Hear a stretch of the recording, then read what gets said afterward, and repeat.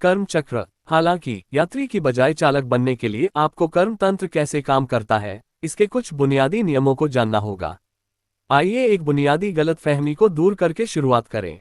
हालांकि कर्म का अर्थ क्रिया है, लेकिन यह जरूरी नहीं कि भौतिक कर्मों को संदर्भित करता हो। यह जरूरी नहीं कि आप बाहरी दुनिया में जो करते हैं उसे संदर्भित करता हो, चाहे वह दान के कार्य हो या दुष्टता के कार्य। इसके बजाय कर्म 3 स्तरों पर किया गया कार्य है: शरीर, मन और ऊर्जा।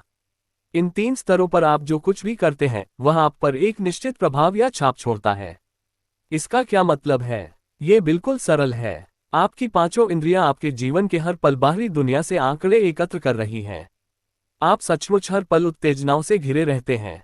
समय के साथ इंद्रियों के प्रभावों का ये विशाल भंडार आपके भीतर एक विशिष्ट पैटर्न ग्रहण करने लगता है। ये पैटर्न धीरे धीरे व्यवहारिक प्रवृत्तियों का रूप ले लेता है।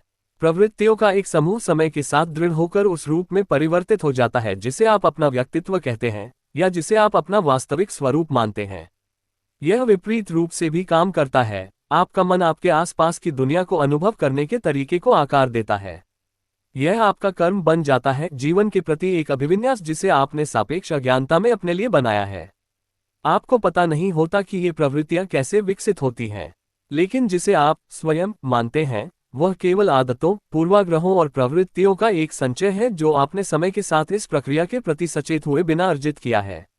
एक साधारण उदाहरण लीजिए। कुछ लोग बचपन में खुशमिजाज रहे होंगे लेकिन अब दुखी वयस्क हैं। हो सकता है कि जीवन में कुछ ऐसी घटनाएं हुई हो जिन्होंने उस दुख को जन्म दिया हो, लेकिन ज्यादातर मामलों में लोगों को पता ही नहीं होता कि उन्होंने यह व्यक्तित्व कैसे और कब हासिल किया।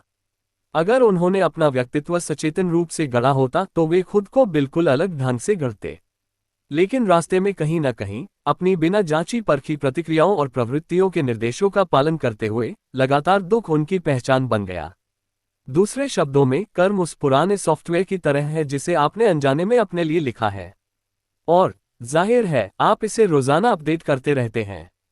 आप जो शारीरिक, मानसिक और ऊर्जावान क्रियाएं करते हैं उनके आधार पर आप अपना सॉफ्टवेयर लिखते हैं। एक बार वह सॉफ्टवेयर लिख जाने के बाद आपका पूरा सिस्टम उसी के अनुसार काम करता है। अतीत की जानकारी के आधार पर कुछ स्मृति पैटर्न बार बार आते रहते हैं। अब आपका जीवन आदतन दोहरावदार और चक्रीय हो जाता है। समय के साथ आप अपने पैटर्न के जाल में फंस जाते हैं। बहुत से लोगों की तरह आप शायद यह नहीं जानते कि आपके आंतरिक और बाहरी जीवन में कुछ परिस्थितियां बार बार क्यों आती रहती हैं। ऐसा इसलिए है क्योंकि ये पैटर्न अचेतन होते हैं। जैसे जैसे समय बीतता है आप अपने संचित अतीत की कठपुतली बन जाते हैं। उदाहरण के लिए, कई लोगों के जीवन में भोजन या मादक द्रव्यों के सेवन का बोलबाला है। रासायनिक लत निश्चित रूप से इसमें एक भूमिका निभाती है, लेकिन मुख्य समस्या यह है कि उन्होंने अपने जीवन में एक आवर्ती पैटर्न बना लिया है। वे इससे बाहर निकलने की कितनी भी कोशिश करें, वे फिर से जाल में फंसते रहते हैं। यदि कोई सचेत रूप से अपने कर्म सॉफ्टवेयर को फिर से नहीं लिखता है तो पैटर्न की नियमितता ऐसा महसूस हो सकती है जैसे वह भीतर से शुरू होने के बजाय बाहर से थोपी जा रही हो। लेकिन ये सॉफ्टवेयर कोई ऐसी नियति नहीं है जिसे सहन किया जा सके। इसे फिर से लिखा जा सकता है, हटाया जा सकता है या दूर किया जा सकता है, जैसा कि हम इस पुस्तक में आगे देखेंगे। कर्म तंत्र निरंतर है। आपके भीतर का प्रत्येक मानसिक उतार चढ़ाव एक रासायनिक प्रतिक्रिया उत्पन्न करता है जो आगे चलकर एक शारीरिक संवेदना को उत्तेजित करती है। ये संवेदना बदले में रासायनिक प्रतिक्रिया को पुष्ट करती है जो फिर मानसिक उतार चढ़ाव को और प्रबल करती है।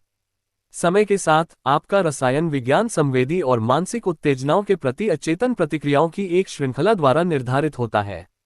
अब अगर आप किसी ऐसी चीज के बारे में सोचें जो आपको उत्तेजित करती है तो आप वास्तव में अपने शरीर में कुछ खास संवेदनाओं को महसूस कर सकते हैं। इसे अनुभवजन्य रूप से सत्यापित किया जा सकता है।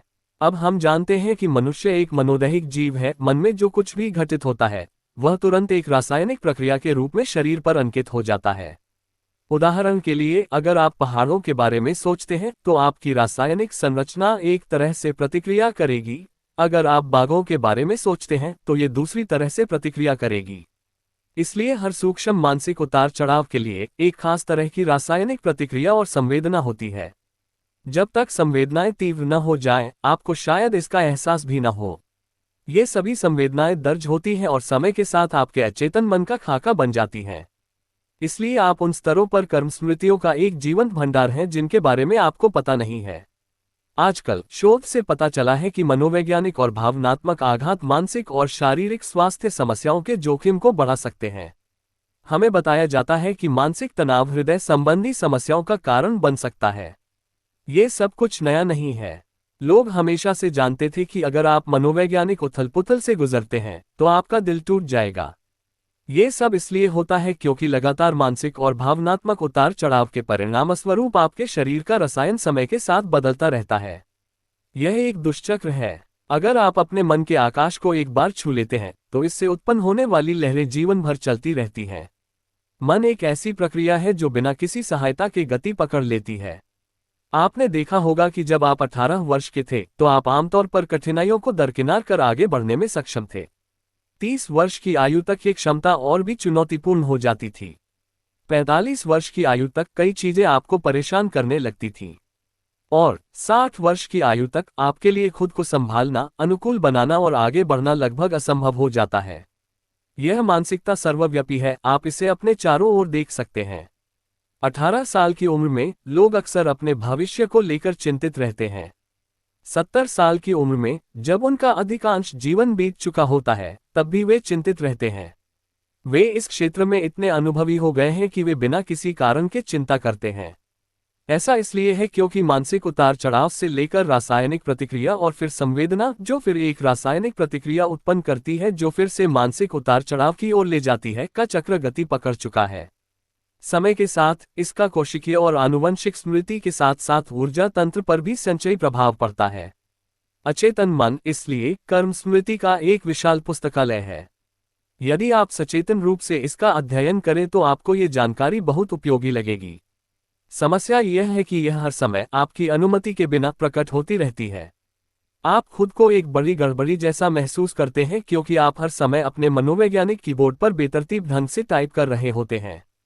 एक सीडी के बारे में सोचिए जिस पर संगीत रिकॉर्ड किया गया है।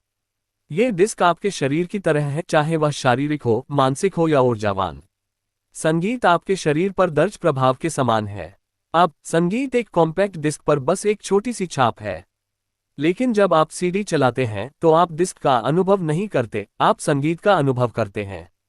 कर्म भी ऐसा ही है। आप अपने ऊर्जावान, मानसिक या भौतिक शरीर का सक्रिय रूप से अनुभव नहीं कर रहे होते। आप सिर्फ संगीत का सामना कर रहे होते हैं और आप इसे रोक नहीं सकते। आप हर समय अपने कर्मों के संस्कारों और छापों का अनुभव कर रहे होते हैं और आप इन्हें रोक नहीं सकते।